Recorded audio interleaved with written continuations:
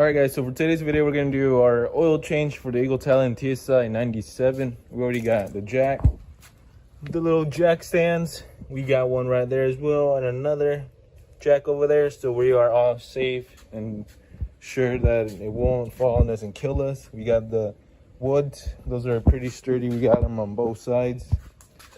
There you go. So let's get this show on the road.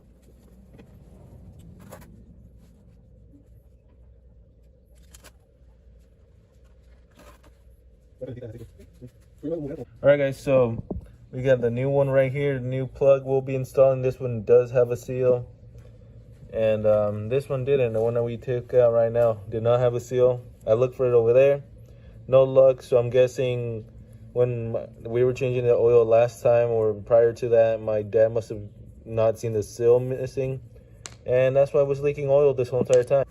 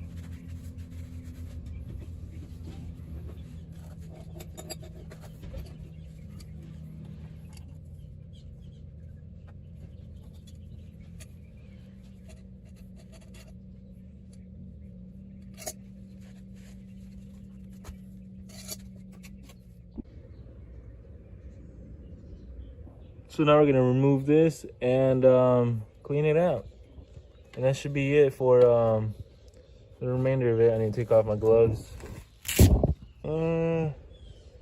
It's not too dirty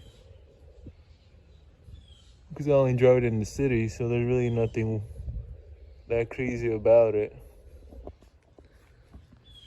So, what do you guys think? Like I said, it doesn't look too dirty other from the cobwebs right there. But I guess we can wash it off. Yeah, we'll do that. We'll wash it off and we'll just put it back in. Well, we'll let it naturally dry. So yeah, that's pretty much it. We'll put back the air filter back in here and get the car rolling. I still need to get a smaller quart of oil because as you saw in the video, I kind of missed some, and my dad used some of the oil before that.